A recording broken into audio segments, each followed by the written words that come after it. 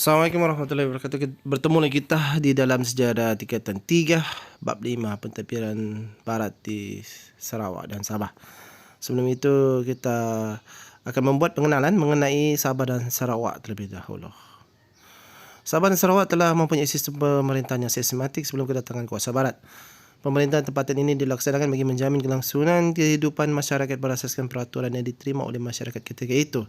Namun begitu, perubahan berlaku seiring dengan kemasukan dan peluasan kuasa dinasti Brooke di Sarawak dan syarikat Borneo Utara British di Sabah. Berbagai strategi digunakan sama ada oleh dinasti Brooke atau pemodal barat termasuk syarikat Borneo Utara British untuk menguasai Sabah dan Sarawak. Peluasan kuasa barat di Sarawak dan Sabah berlaku secara beransur-ansur. Pentadbiran cara barat yang diperkenalkan turut digabungkan bersama-sama pentadbiran tempatan.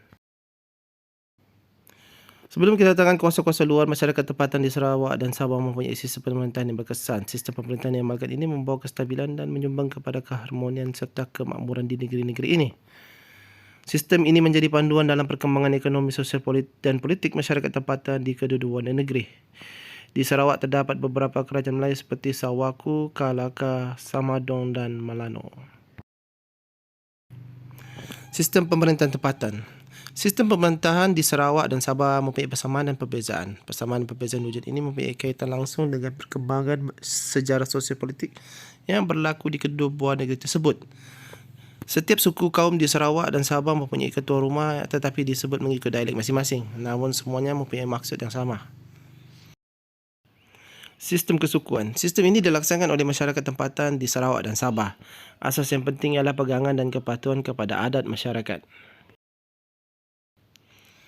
Sistem kesukuan Sarawak. Antara masyarakat yang mengamalkan sistem ini termasuk Iban, Bidayu, Kenyah, Kelabit dan Kayan. Penekanan terhadap kepatuhan kepada adat. Bagi masyarakat Iban, pemimpin utama ialah tuai rumah. Beliau mempunyai sumber autoriti masyarakat.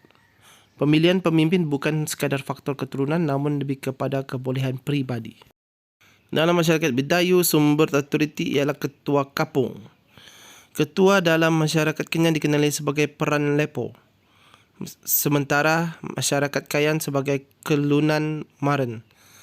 Bagi masyarakat Melanau, ketua masyarakat dikenali sebagai menteri. Pimpin menjadi orang tengah menyelesaikan pertelingkan dalam kalangan penduduk dan memastikan keharmonian berkekalan. Sistem kesukuan Sabah.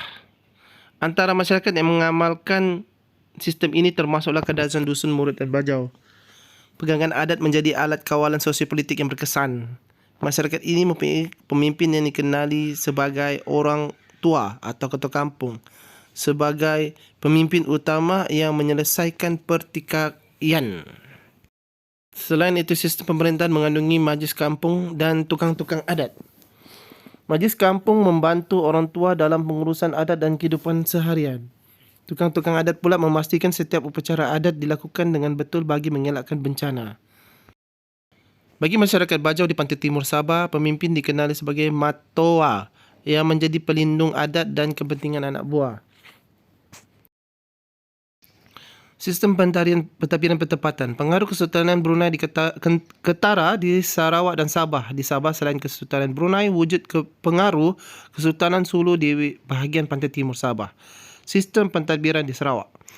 Pengaruh Brunei menyebabkan pemerintahan di Sarawak mempunyai sistem pentadbiran Kesultanan Brunei. Sistem pentadbiran dipecahkan kepada 3 bentuk iaitu Sungai Kerajaan, Sungai Tulin dan Sungai Kurupan. Pentadbiran dijalankan oleh pembesar tempatan yang menjadi sultan atau pembesar yang memiliki wilayah tersebut. Kawasan di Sungai Sarawak ditadbir oleh Datuk Patinggi, Datuk Bandar, Datuk Temenggung sebagai wakil Sultan Brunei. Kawasan pedalaman ditadbir oleh orang kaya seperti orang kaya Beti di Pada, orang kaya Antau di Rimbas, orang kaya Jugah di Lundu dan orang kaya Gasing di Skrang. Kuasa Kesultanan Brunei di Sarawak adalah berasaskan kepada sistem penguasaan tanah. Sistem kedatuan di Sarawak. Sistem kedatuan merupakan sistem pemerintahan tradisi masyarakat Melayu di Sarawak yang berpusat di sekitar Sungai Sarawak. Sistem ini merupakan kesinambungan daripada sistem kerajaan yang terdapat sebelum ini di Sarawak. Sistem ini diamalkan oleh kerajaan awal wujud di Sarawak. Sewaktu pengaruh Kesultanan Brunei, golongan pembesar ini menjadi wakil bagi pihak Sultan Brunei. Kerajaan Sawaku merupakan antara kerajaan awal yang terletak di Sungai Sarawak ditadbir oleh Datuk Merpati Jepang. Mereka berkuasa mentadbir Sarawak tanpa campur tangan Kesultanan Brunei. Keturunan Datuk Merpati Jepang secara turun-temurun menguasai pentadbiran di wilayah ini dengan memakai gelaran Datuk Patinggi, Datuk Bendara, Datuk Bandar dan Datuk Temenggung.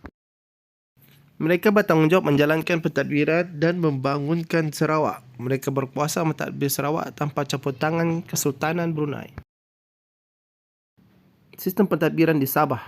Kawasan pantai barat dikuasai oleh Kesultanan Brunei, manakala kawasan pantai timur dikuasai oleh Kesultanan Sulu. Kuasa Kesultanan Brunei di Sabah berasaskan sistem penguasaan tanah. Pentadbiran dijalankan oleh pembesar tempatan yang menjadi wakil Sultan atau pembesar pangeran yang memiliki wilayah tersebut.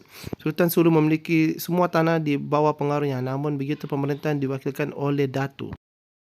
Kuasa golongan Datu pula bergantung kepada milikan bilangan hamba, pengikut dan kemampuan mengantar upti secara tetap kepada Sultan. Golongan Datu inilah yang sebenarnya menjalankan pentadbiran di pantai timur Sabah dan sistem ini dikenali sebagai sistem Datu. Sistem ketua bebas di Sabah. Pada abad ke-17 dan 18, sistem pentadbiran ketua bebas dijalankan di kawasan-kawasan yang kuasa Sultan Brunei dan kuasa Sulu agak lemah atau tidak berkesan. Sistem ini bergantung kepada kemampuan individu untuk memerintah kawasan yang dikuasainya. Ketua bebas ini muncul daripada sikap berani dan kewibawaan seorang tokoh yang mencabar kewibawaan Sultan di kawasannya. Antara ketua bebas yang dikenali ialah Sharif Osman yang berkuasa di daerah Marudu antara 1830 dan 1840. Dan Datuk Kerunding yang berkuasa di daerah Tunku pada akhir abad ke-19. Mereka tergolong atau mempunyai pertalian keluarga dengan Sultan Brunei atau Sultan Sulu. Mereka berkuasa dan bertanggungjawab menjalankan pentadbiran di kawasan masing-masing. Mereka mempunyai undang-undang tersendiri dan tidak mengiktiraf kuasa lain. Jelaslah bahawa Sarawak dan Sabah dah mempunyai sistem pemerintahan yang teratur yang membawa kepada kestabilan dan kemakmuran kepada masyarakat. Dalam masa yang sama, menarik kehadiran kuasa luar. Oleh itu, kita seharusnya waspada terhadap ansur luar yang mampu mengambil alih kuasa yang ada jika kita tidak bersatu padu. Baiklah, kita akan bertemu dalam bab seterusnya. Assalamualaikum.